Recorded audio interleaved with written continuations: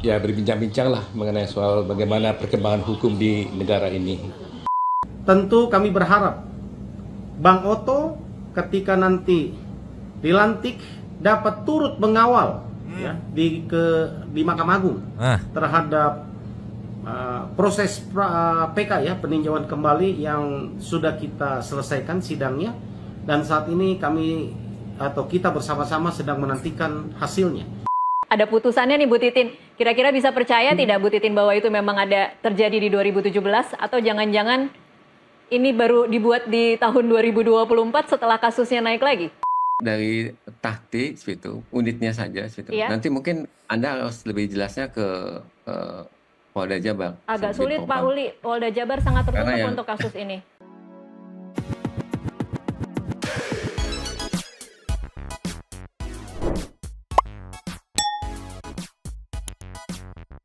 Nyomang sedibibul. Gak pakai gaun bersama Nyonya dah. Mamang si Abu yang ngangong juga si Pakun yang lagi telentang dua tepi mangkok In here, always in here. Jangan lupa buat yang belum subrek silakan dicengklung. Buat yang belum dapat notifikasi silakan dicengkling. Kan baru in frame dia ya. Nyo. Yes. Today ada dua info yang menarik nih. Yang pertama angin segar buat teman-teman netizen terutama yang sedang mengawal kasus Vina. Juga ada Komnas HAM yang dipertemukan oleh Nusantara TV dengan Bu Titin dan ada sedikit apa ya konfrontasi tipis-tipis kali ya. Nanti kita lihat seperti apa. Tapi yang pertama meluncur dulu. Dari Kompas TV ada Profoto yang kemarin ditelepon secara mendadak oleh Pak Prabowo ya. Disclaimer, kita nggak mau bahas sisi politik ya, tapi ini menjadi part yang apa ya, yang bisa dibilang jadi angin segar buat teman-teman netizen terutama yang sedang mengawal kasus Vina gitu kan. Karena balik lagi, dimana kita tahu Bang Oto sendiri sebagai ketua tim kuasa hukum terpidana kasus Vina dan ditelepon, dimana momen pemanggilannya itu sedang dalam momen Pak Prabowo yang memanggil calon wakil menteri dan kepala badan dan calon menteri dan segala macamnya, intinya mah untuk membantu ya. Nah di sini ada momen menarik saat Bang Oto menjelaskan, ditanya-tanya gimana sih sama Pak Prabowo tuh kondisi keadaan hukum kita. Aku langsung kepikiran juga, oh pantas netizen happy ya, netizen punya harapan angin segar. Karena ya pasti sedikit banyak disampaikan, iya Pak lagi ngawal nih kasus Vina begini-begini. Iya. Tapi mari kita lihat dulu videonya dari Kompas TV, ceki-ceki. Baik. Pak Jokowi. Yang kedua juga bisa melihat bahwa Pak Prabowo melihat. Kang Ujang, mohon maaf, kita kembali ke Kertanegara, kita mendengarkan pernyataan dari seorang Oto Hasibuan. Ditugaskan apa oleh Pak Prabowo? Lagi Pak. Jadi Pak menjadi Ya, saya mendadak tadi ditelepon minta datang ke sini bertemu dengan Pak Presiden ya, Pak Prabowo ya. Terpilih ya, berbincang-bincang lah mengenai soal bagaimana perkembangan hukum di negara ini. Beliau meminta bahwa agar saya juga memberikan perhatian khusus bagaimana agar negara kita ini baik, ya. Perkembangan di mengenai hakim juga dibilangnya supaya diperhatikan gitu ya. Dan banyak hal lagi yang lain saya kira ya. Jadi nanti ya mungkin bapak-bapak, ibu bisa tanya Pak Presiden lah ya. Tadi Menteri Hadi Omar dong Pak di dalam ya? Oh iya ada ketemu ya. Sempat ngobrol Pak? Belum banyak ya, saya say hi aja tadi ya. Pak, berarti ada kemungkinan Wakil Menteri Hukum dan HAM atau Menteri Pak? Tanya Pak Presiden aja lah ya Pak ya. Enggak soal hukum kita ya. Kita bicara soal hukum ya kan, soal bagaimana soal pengadilan, soal hakim itu saja. Besok ya ada panggilan ke Hambalang Pak? Ya. Belum ya. Jadi nanti ya. Tadi jam berapa diteleponnya? Tadi telepon kira-kira jam 2 ya, lebih kurang tadi ya. Di langsung jam 1:30 lah gitu ya. Jadi kita langsung ke sini. Ya tentunya semua kan pasti tanda tangan fakta integritas. Sebab sebagai orang bantu presiden harus kita komit kan, harus komit untuk membantu beliau ya. Jadi saya kira tanya aja lah nanti ya Pak Presiden ya. Terima kasih teman-teman semua ya. Terima kasih. Ya, itu dia pernyataan dari Oto Hasibuan yang tadi menyebut dipanggil pertama mendadak ya, kemudian tadi obrolnya soal hukum dan juga soal nasib hakim. Ini menarik ya. Apa yang Kang Ujang bisa baca posisinya apa nih, Wakil Menteri? Ya bisa jadi Wakil Menteri Hukum dan HAM mungkin ya, kita tidak tahu juga. Yang kedua, bisa jadi ada badan baru yang kita tidak tahu juga. Oleh karena Nah, apakah disimpan di pembuatan badan baru atau jadi wakil menteri hukum dan HAM gitu? Ada beberapa pakar yang masih menganalisa kira-kira disimpan di mana nih. Tapi buat teman-teman netizen, balik lagi kita bahas dari sudut pandang netizen aja ya. Ini menjadi angin segar di mana banyak banget dari TikTok aku baca tiap ada postingan ini, baca komen-komennya banyak yang apa ya? Meyakini bahwa nanti setelah pelantikan gitu kan tanggal 20 terus plus-plusnya setelah itu kemungkinan terutama untuk case Vina ini bakal ada atmosfer yang berbeda gitu dari sudut pandang pemerintahan entah seperti apa nih ya. Yang jelas kalau dari teman-teman netizen sih aku lihat sih pada pengennya jadi ya antara Wamenkumham sama Menkumham gitu ya, dimana bisa kita lihat Bang Oto tuh selama karirnya teman-teman netizen juga bisa menilai gitu kan berada di side-nya ibaratnya rakyat-rakyat kecil gitu lah ya. Dan yang paling menarik banyak netizen yang penasaran kan ada 2 poin yang ditanya. Yang pertama point of view soal kondisi hukum di negara kita kayak gimana, yang kedua soal hakim. Yang soal hakim ya udah kita kesingkirin dulu yang hakim minta kemarin yang soal apa protes untuk naik gaji gitu ya. Aku lebih tertarik ke saat Pak Prabowo nanya gimana sih kondisi hukum di Indonesia ini. Aku langsung kebayangin Bang Oto langsung, iya Pak, salah satunya ini mungkin kayak Jessica disampaikan ya nggak. Terus yang terbaru ini nih kasus Vina pasti diceritain secara detail gitu. Kenapa akhirnya Bang Oto mau secara dan tim ya Bang Oto dan tim mau secara pro bono ngebantu mereka, pasti nyampe. Ini juga jadi asumsi liar teman-teman netizen kali ya. Mohon maaf ini mah asumsi liar teman-teman netizen aja yang ngelihat mungkin ada beberapa lembaga negara yang baru-baru ini terlihat seperti proaktif gitu di kasus Vina gitu karena nangkep kan maksudnya kan? Karena mungkin bisa dibilang ya simpulan netizen tuh menganggap bahwa sepertinya presiden terpilih nih punya perhatian khusus terhadap case Vina ini gitu ya, mengingat ada Kang Deddy juga ikut dalam membantu menyelesaikan kerumitan kasus ini. Terus juga bisa dilihat tadi Bang Oto bilang dipanggil ditanya segala macamnya kan. Tapi kalau dibilang bertugas sebagai apa masih belum dipastikan. Tapi yang baru bisa dipastikan adalah sudah pasti bertugas. Karena apa? Karena ini meluncur. Nio, kalau ditempatkan di posisi apa masih belum bisa diketahui. Tapi yang sudah pasti itu adalah fix membantu presiden gitu ya. Karena tadi juga udah dibilangin sudah tanda tangan apa fakta integritas dan segala macamnya.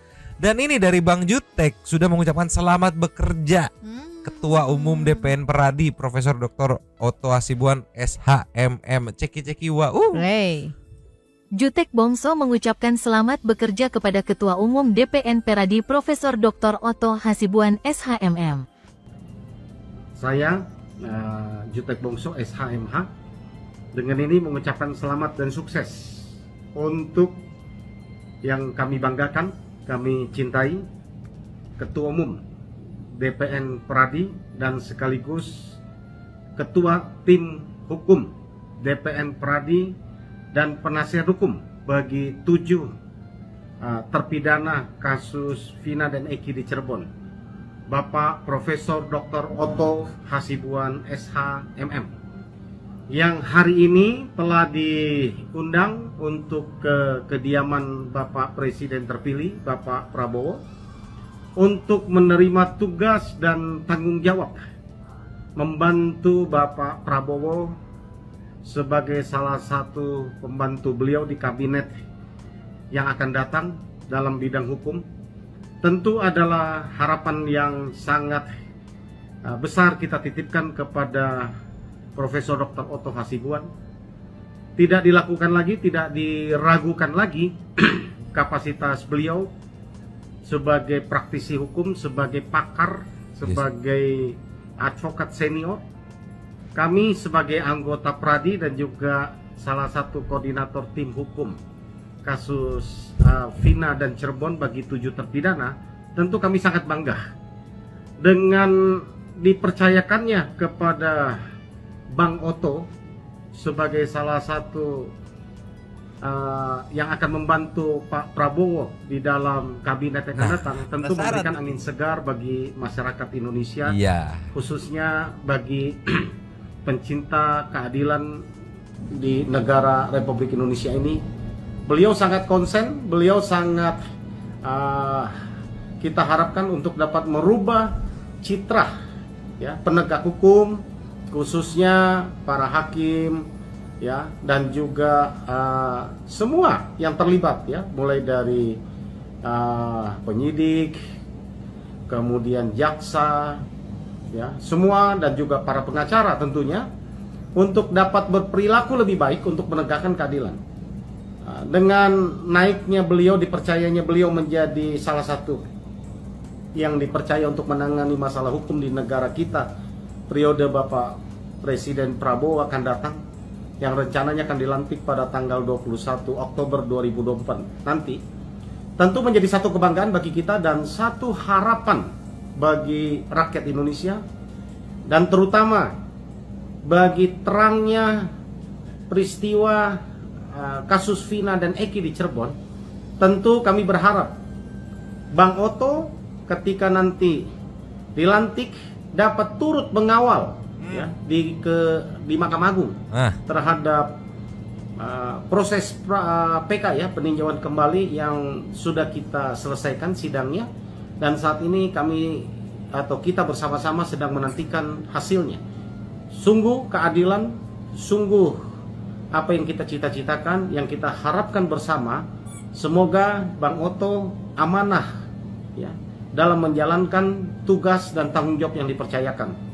Kami sebagai anggota Pradi, advokat Pradi, tentu sangat bangga, dan kami sangat berharap Bang Oto dapat berkiprah, dapat memajukan, menegakkan, memperbaiki proses hukum, kondisi hukum di Indonesia ini.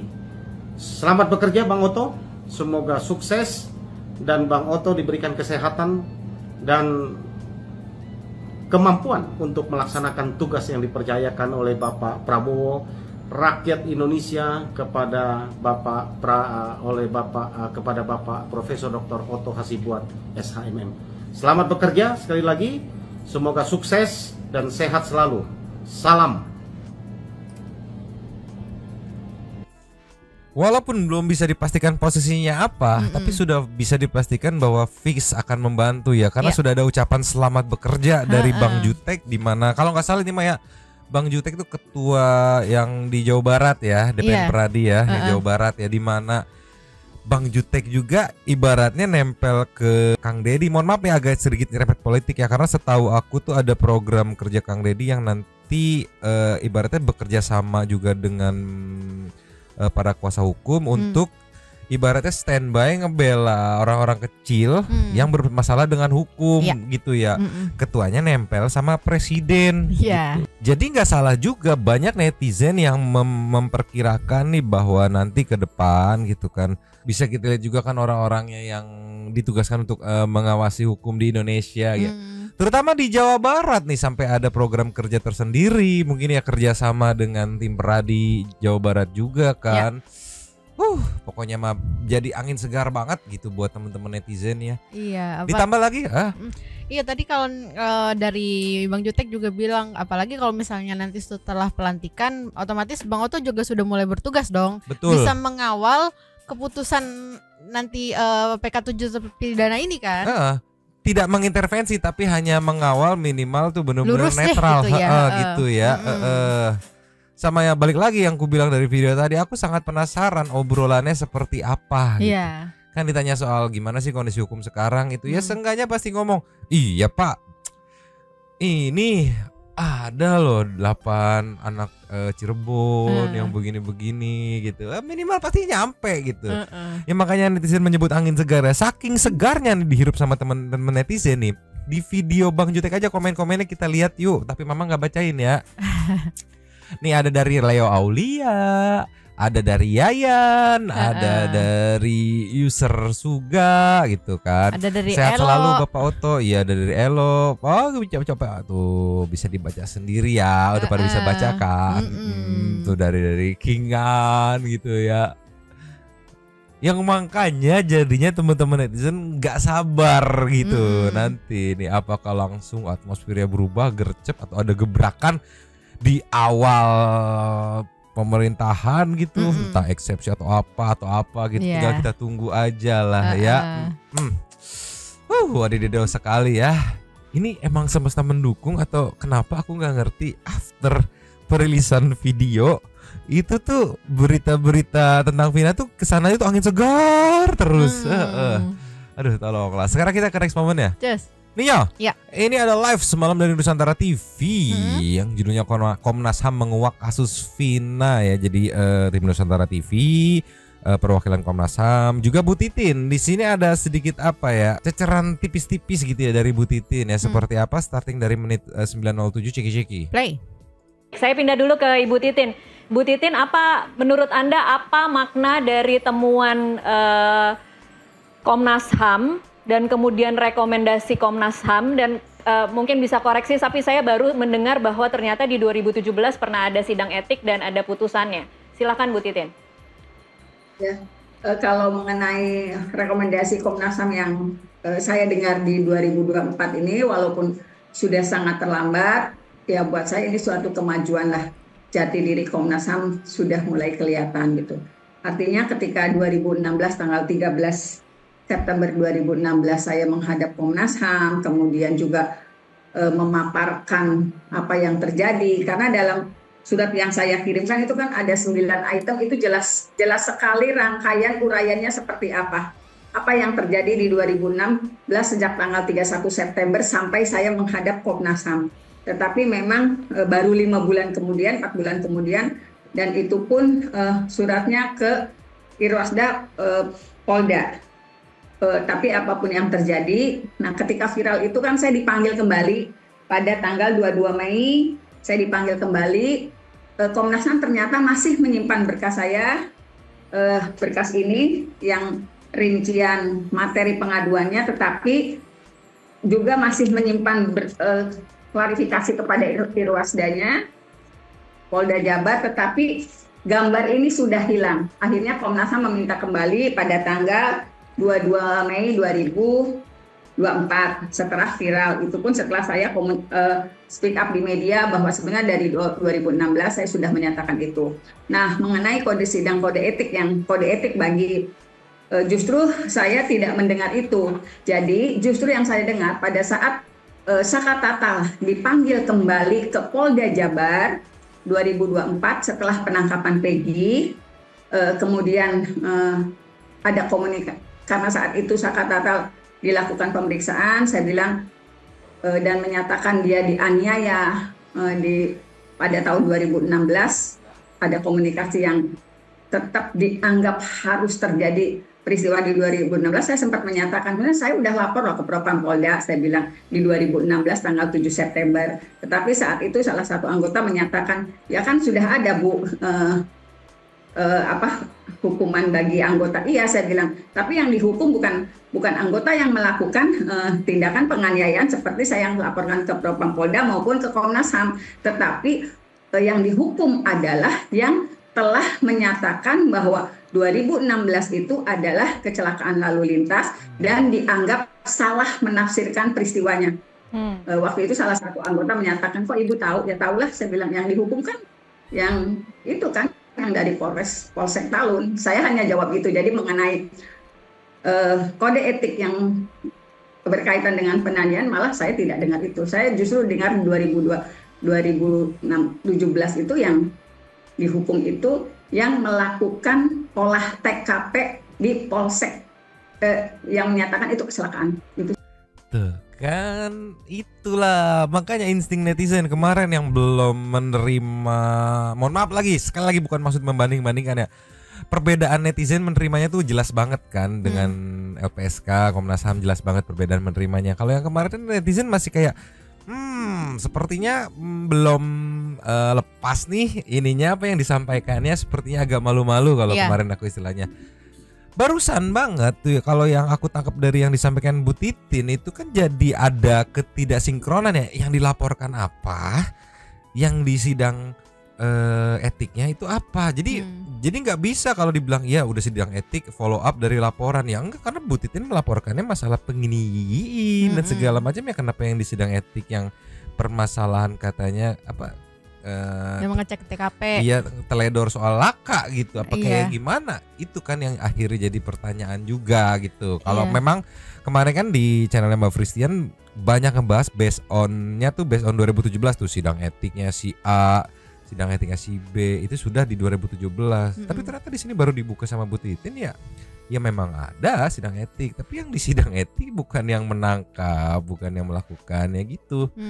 Ya jadi rada kenapa nih ini ada apa? Iya, dan di sini juga pertanyaanku selama ini terjawab sudah, Mang, gitu. Karena yang kemarin-kemarin kan dari Ibu Frozen gitu kan bilang kalau misalnya yang dua polisi yang pada saat itu menyatakan ini kecelakaan sudah dikenakan sanksi kok gitu. Aku masih nggak tahu itu kebenarannya benar apa enggak gitu kan. Tapi ternyata di sini udah dijawab sama Bu Titin, ternyata benar. Dan pertanyaannya siapa yang melaporkan? Atau Bu Titin melaporkan yang nggak ngelapor soal masalah yang laka itu, dia ngelapor soal terjadinya kekerasan dan segala macamnya gitu kan. Coba kita lanjut lagi. Lanjut. Baik, kalau saat ini kemudian Komnas HAM mengatakan bahwa mereka sudah melakukan pemeriksaan kepada penyidik-penyidik yang terlibat di 2016 dan sudah ada putusan etik, ada putusannya nih Bu Titin. Kira-kira bisa percaya tidak Bu Titin bahwa itu memang ada terjadi di 2017 atau jangan-jangan ini baru dibuat di tahun 2024 setelah kasusnya naik lagi?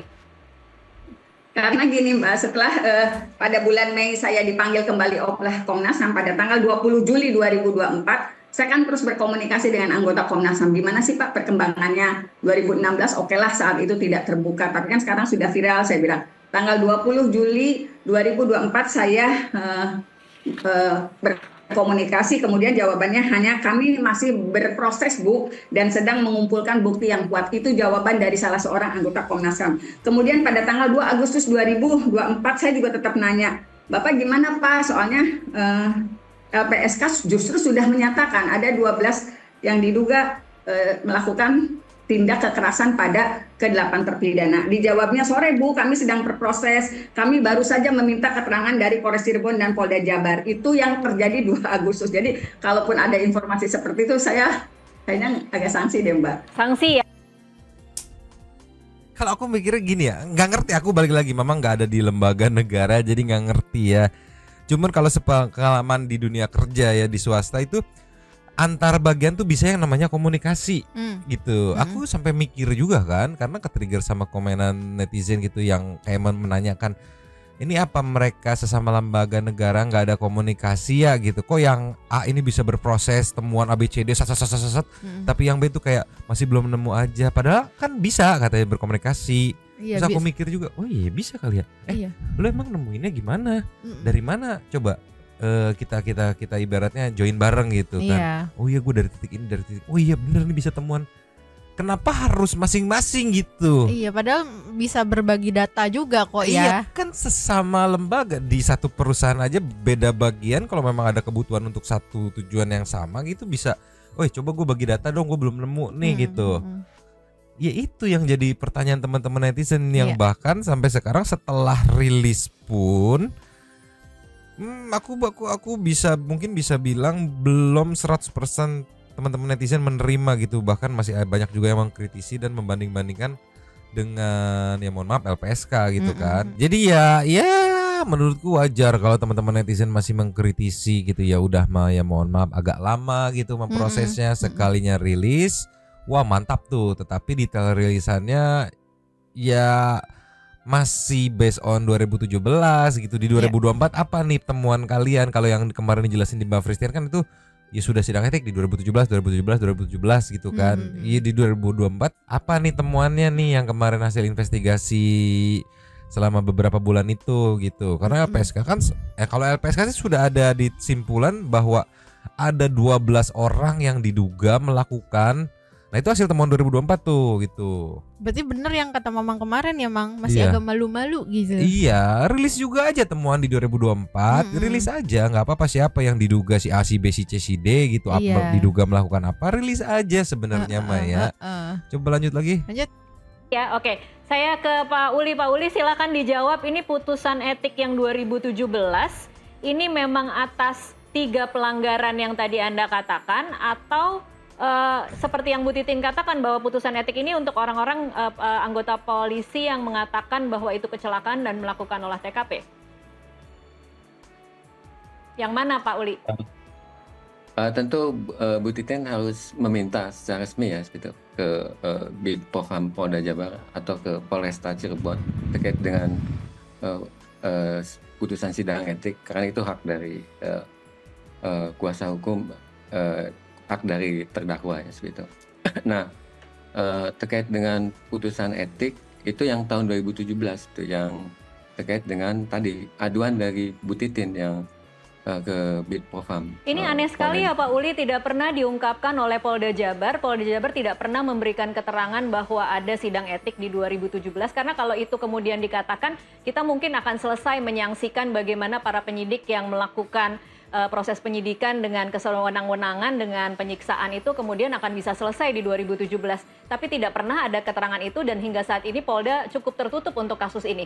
Saya cukup kaget ketika Polda kemudian penyidiknya bisa diperiksa oleh Komnas HAM dengan sangat mudah, dan hasilnya ternyata 2017 sudah ada putusan etik. Bagaimana publik bisa percaya ini semua, Pak Uli? Ya, itu yang kami dapatkan, karena ini butuh proses. Betul tadi seperti Bu Titin jelaskan, kami bulan Agustus awal itu sama sekali belum dapat datanya, informasinya. Jadi kami harus yakin betul bahwa bukti itu terkait dengan putusan sidang etik dan yang lainnya itu memang ada situ. Dan itu butuh waktu memang situ. Sehingga bukti itu harus betul-betul meyakinkan.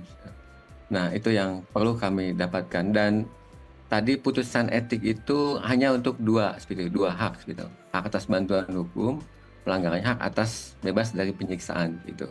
Jadi bukan untuk tindakan penangkapan kesewenang-wenangan tidak ada ya? Nah, tindakan kesewenangan tidak ada. Itu yang kami coba lihat. Dan siapa yang sudah dihukum Pak Uli untuk 2 ini? Sorry dipotong, nggak ada. Kemarin kalau nggak salah dengar ada 3 hal kan katanya? Iya, ada 3 hal, tetapi makanya apa ya? Yang aku bilang malu-malu tuh update follow up-nya dia masih based on 2017. Ya di 2017 itu yang dipermasalahkan tadi 2 hal tadi gitu ya. Sedangkan yang jadi poin awal mula yaitu kesewenang-wenangan penangkapan itu nggak ada proses apa ya, sidang etik atau apa itu namanya gitu. Nah di 2024 nih apa sebenarnya kan? Iya. Belum diproses, makanya namanya kalau kita lihat kemarin channel Mbak Frisian nggak ada disebut nama yang itulah ya. Iya. Lanjut lagi. Lanjut. Nah, untuk yang 2 itu dari unit narkoba ya gitu. Kalau yang itu siapa namanya Pak Uli? Gitu. Saya nggak bisa jelaskan di sini namanya gitu. Dan ada juga, berapa orang mungkin bisa dijelaskan? Dari Tahti gitu, unitnya saja gitu. Iya. Nanti mungkin Anda harus lebih jelasnya ke Polda Jabar. Agak sulit Pak Uli, Polda Jabar sangat tertutup untuk kasus ini. Ya, itu yang saya jelaskan. Itu saya nggak bisa jelaskan orangnya karena itu terkait juga. Oke, kalau untuk pelanggaran atas bebas dari penyiksaan dari unit narkoba juga kah? Itu yang kami dapatkan pengakuan dari para terdakwa. Kemudian juga ada beberapa yang saksi fakta yang kami dapatkan di lapangan gitu. Tentu ini juga kami tidak bisa mengumumkan gitu saksi-saksinya gitu. Dan juga tadi terkait dengan surat penangkapan waktu itu akhir Agustus kami tidak juga mendapatkannya seperti itu. Jadi kami sudah konfirmasi ke berbagai pihak seperti itu. Karena waktu itu yang melakukan penangkapan unit narkoba situ, dan kalau menurut kami penilaian kami itu bukan pertangkap tangan. Jadi tadi ada hak yang dilakukan terkait dengan penangkapan yang tidak boleh sewenang-wenang. Begitu. Oke, baik. Kita akan break dulu sejenak. Jadi apa ya, agak kayak maksudnya gini, karena masih malu-malu gitu setengah-setengah, ya mohon maaf jadinya ya menurutku nggak salah kalau misalkan banyak komenan netizen yang ini kok kayak bingung ngejelasinnya gitu kan. Jadi kayak aduh, gas aja padahal gitu, kayak LPSK gas aja gitu. Kalau nemu A, iya nemu A nih, yang diduga siapa? Diduga si A, si B, si C nih. Dari mana ya? Hasil investigasi kami gitu. Iya, atau enggak kalau memang nggak mau menyebutkan namanya kan bisa pakai inisial. Karena ya namanya juga diduga gitu. Iya. Tuh kan, sumpah bukan apa-apa. Mungkin niatnya udah baik gitu kan, udah mau merilis simpulan gitu. Cuman karena masih setengah-setengah menurutku ya, masih malu-malu gitu. Jadinya belum full dukungan teman-teman netizen gitu. Tolonglah. Gemes banget, gemes. Kita kasih next ya. Yes. Nih ya. Saat jurnalis dari Nusantara TV nge-follow up lanjutan statement dari Bu Titin minta tanggapan kepada perwakilan Komnas HAM ini, karena di sebelumnya Bu Titin menjelaskan kayak belum seberani LPSK ya. Balik lagi Satu People, kalau pengen nonton fullnya wajib meluncur ya. Dan juga jurnalis Nusantara TV menanyakan soal, kan kemarin ada info yang sudah memberikan rekomendasi seperti apa sih yang diberikan gitu. Nih ceki-ceki. Tapi kalau kita tadi sama-sama dengarkan kan Pak Uli sebenarnya cukup kerja keras ya, dari sejak Mei, kemudian Juni, Juli, 4 bulan, kemudian sampai keluar hasil bahwa menyatakan ada 3 pelanggaran dan juga nanti akan ada rekomendasi dari Komnas HAM. Sekarang saya ke Pak Uli. Pak Uli, tanggapan Anda, Bu Titin tadi mengatakan belum seberani LPSK, berharap lebih serius lagi dalam melakukan investigasi. Apa kira-kira tanggapan Anda Pak Uli? Saya tentu nggak bisa mencampuri urusan KL yang lain, LPSK khususnya, karena beda karakter antara Komnas HAM dengan LPSK. Komnas HAM lebih melakukan pemantauan, penyelidikan di sini. Tentu kami harus punya bukti-bukti yang meyakinkan. Nah, itu yang harus kami dapatkan seperti itu. Dan kami bekerja keras sebenarnya sejak bulan Juni seperti itu, sampai bulan September sebelumnya dalam menyusun rekomendasi ini. Rekomendasinya seperti apa Pak Uli? Mungkin bisa singkat saja. Rekomendasinya untuk kepolisian misalkan satu, untuk melakukan evaluasi ya terhadap penyelidikan dan penyidikan seperti itu. Ketika proses baik itu tahun 2016, kemudian juga yang tahun 2024 ini. Dan sebenarnya kami juga update tadi Bu Titin, kami hanya melihat 2016. Tidak juga kami update tentang posisi yang sekarang seperti itu. Untuk permintaan keterangan saksi-saksi fakta juga kami mengupdate terkait dengan kondisi yang 2024 ini.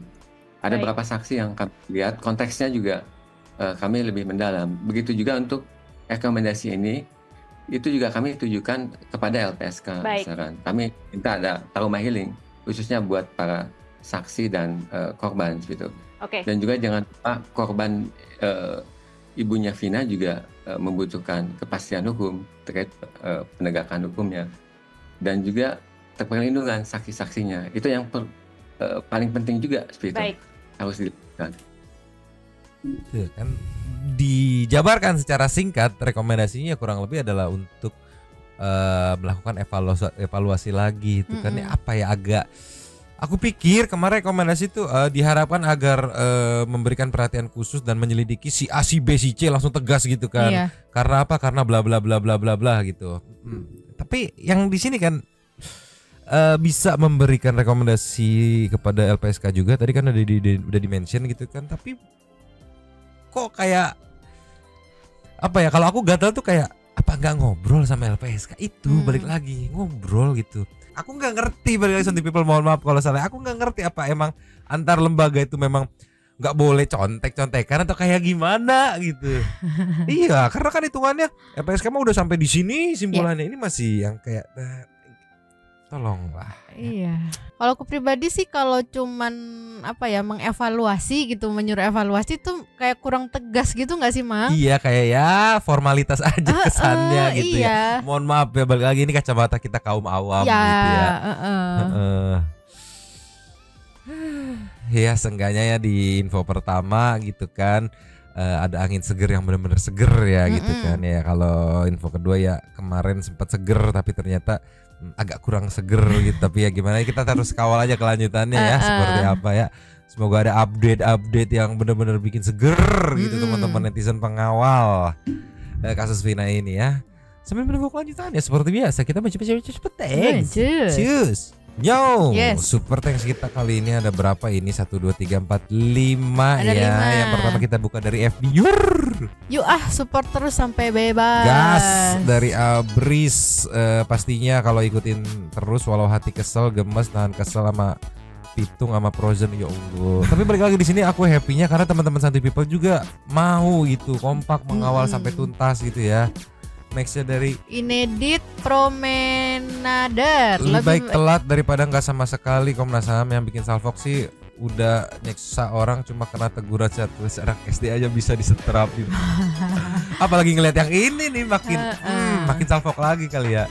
Saninata, tuh kan aku sudah feeling sejak sidang Sudirman yang sedih sampai nangis-nangis, feelingku mengatakan bahwa PK akan dikabulkan dan semuanya dibebaskan. Tinggal bagaimana tindak lanjut terhadap si R, beri hukuman seberat-beratnya katanya. Tenang, Bang Oto sekarang udah jadi orang dalam ya.